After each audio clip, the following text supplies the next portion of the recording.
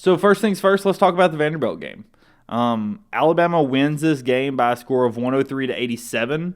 For those of you that may have missed it, the box score may have made it look like it was a bigger blowout than it was. At times in this game, Alabama had complete and utter control. It felt like Alabama really could do no wrong. In the second half, there was some lapses in defense that you don't love to see. Vanderbilt hit some open shots. In the second half, they actually shot pretty well from three.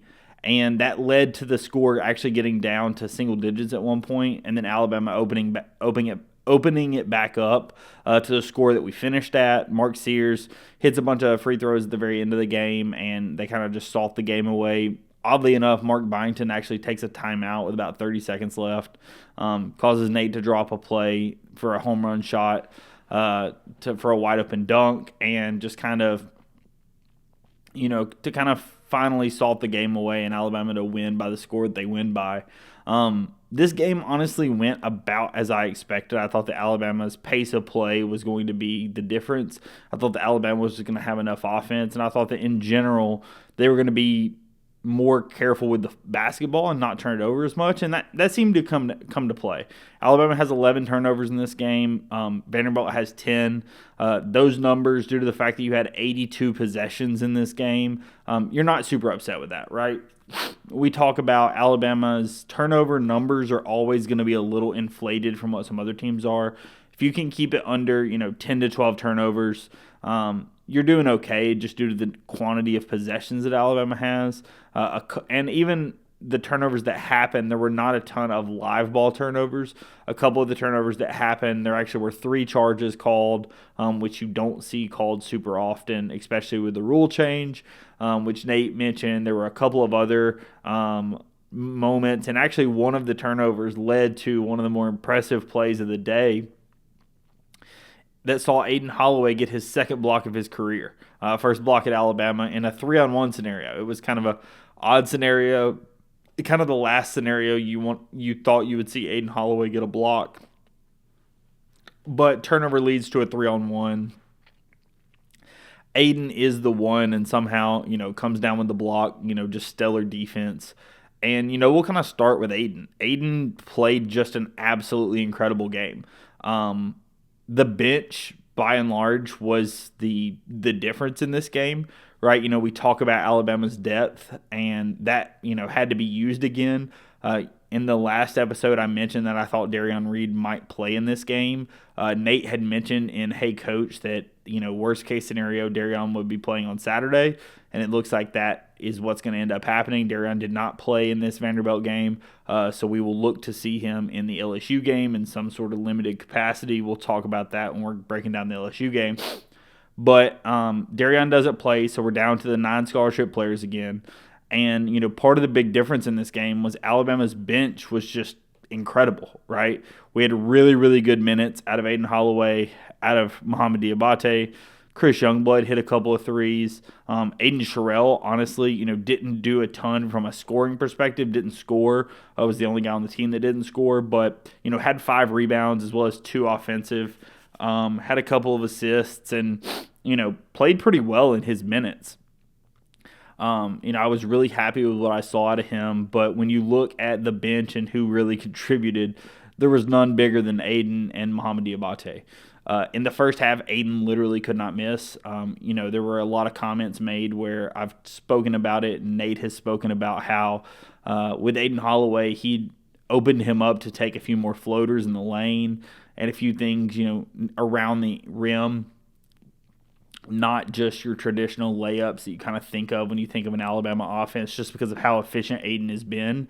And, that kind of kept going. In this game, Aiden shoots 4 of 5 from 2 and then 4 of 6 from 3.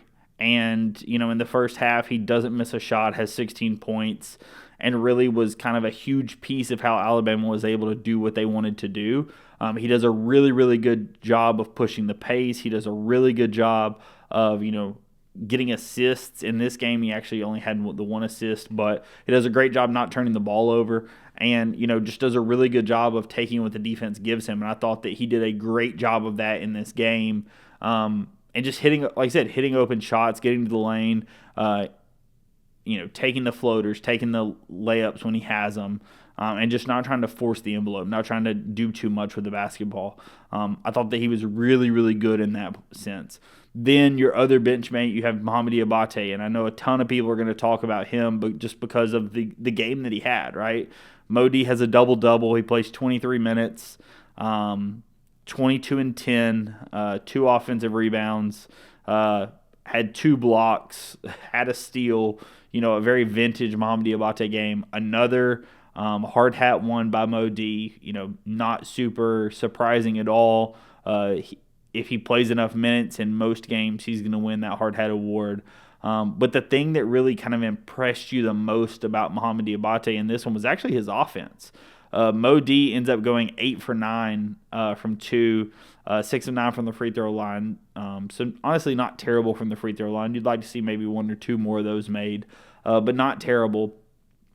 But just as an offensive option, back to the basket and how he was able to take advantage of mismatches and score kind of at will when he had the matchup that he wanted, really showed his skill set on the offensive end. And it actually was asked about in the post-game press conference, and Nate Oates mentioned that apparently Mo D had done so well in practice a couple of weeks ago that they installed some plays kind of specifically for him that is now named the off-road package. And it seems that that wasn't exactly what was actually being called in this game. From what Nate said, only one of them was actually called for him. But it was kind of a moment that Alabama realized that Mo D has a skill set where he's too quick that a traditional big, like a Cliff or Grant could even guard him. And he's too physical for most guards. From when he was going up against our team, the only guard that was really able to stay with him is Chris Youngblood, a guy that has some size on him, has a lot of time in college basketball. But he was really the only one that had enough size and enough quickness to kind of stay with him. This really makes him a mismatch for a lot of defenders, right? And that's something that he was able to take advantage of in this game. It's something that I think I expect to see Mo D take advantage of when he's in a little bit more often. Similar to when we've been talking about like a Jaron Stevenson, right? Whatever Nate told him about being more aggressive on the defensive end and being more aggressive on the offensive end. You've seen him cut to the basket a little bit more. You've seen him go for a few more blocks on the defensive end, right? Aiden Holloway, Nate opens up his ability to do a few more floaters, and you see him kind of open up his repertoire inside the arc, not taking a ton of mid-range, but doing some more floaters in the lane and things like that, right? It really feels like as these players get some, I would say, understanding from Nate, hey, you are able to do this, then it's something that goes well, right? And that ends up being something that they kind of add to their game and something they're comfortable with doing because they know they're not going to get pulled if they do it. So that's what I would say, when it comes to like a Mo D and Aiden Holloway. I thought that they were not the only guys that played really well in this game. I thought Mark Sears obviously played really well. You kind of look up, he scores 20. We talk about that a lot, that Mark Sears kind of can just get 20 points kind of at will. He does hit 2,500 career points in this game. Just a really, really awesome accomplishment from the guy from Alabama. He got a standing ovation. There was an odd moment in this game that Mark missed 3 free throws in a row. Oddly enough, it were the only 3 free throws he missed the entire game. Just like kind of a really weird kind of situation there for a odd stretch. Mark misses 3 free throws. Then Chris Youngblood actually misses 2 free throws after not missing any the entire season. There was just some poor free throw shooting. I'm not super concerned about it just because of who was missing the shots. I thought that you had the guys you wanted to take the shots on the line, and just for whatever reason, some guys that don't typically miss a ton missed a couple. I'm not super concerned about that. If it's something that keeps going on and on and on down the line, maybe you need to look at it, but I wouldn't think it's anything that I would be too concerned about. The thing with Mark Sears also, he had 7 assists to 0 turnovers, right? That's something that we've seen Mark get better at over the course of this season, is that assist to turnover number. And as that assist to turnover number continues to get better and better and better, I feel like the offense gets better with it, right?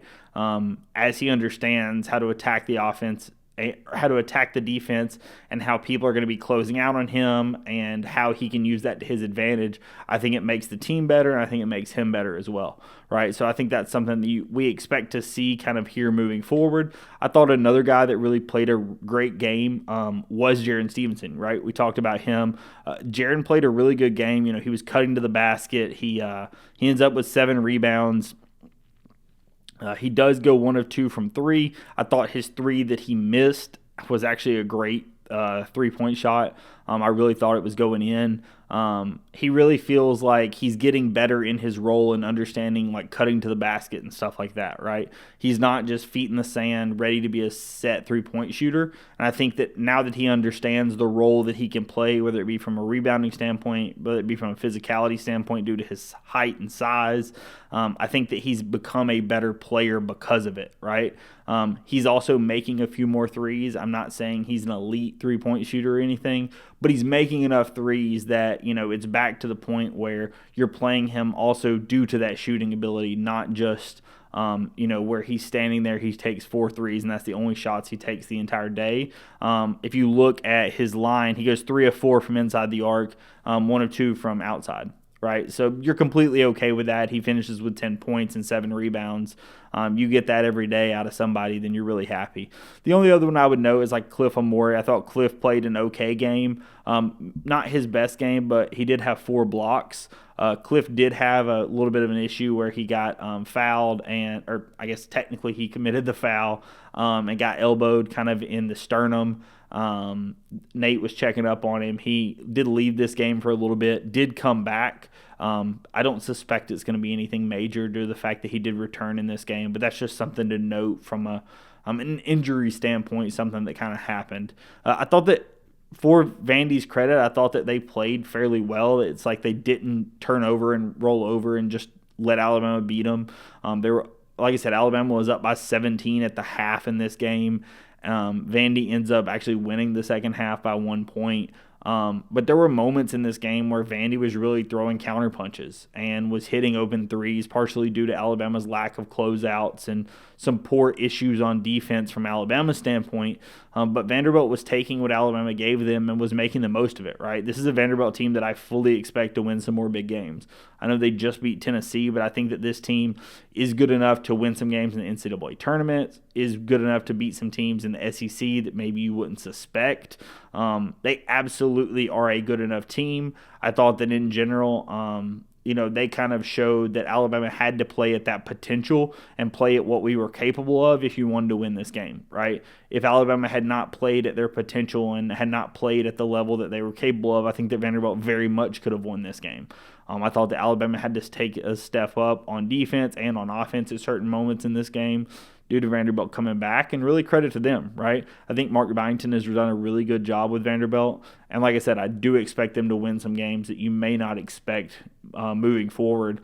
They are going to be a team in the SEC that will beat somebody outside of just Tennessee, right? They're going to beat somebody else that you would not expect them to beat, right? Not just a rivalry game, but somebody else that you wouldn't expect them to beat. I fully expect Vanderbilt to win that game.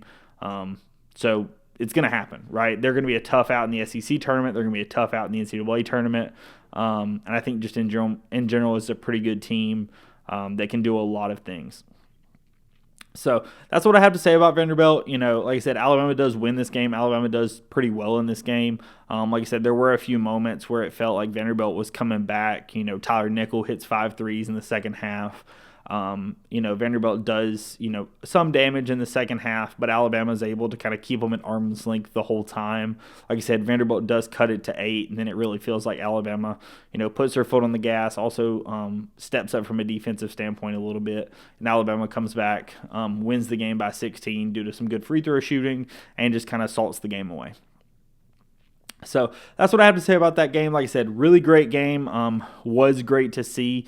The attendance was not terrible, wasn't as great as you would really hope. But for a midweek game in which a lot of schools around the area were closed due to snow hitting, southern Alabama and such.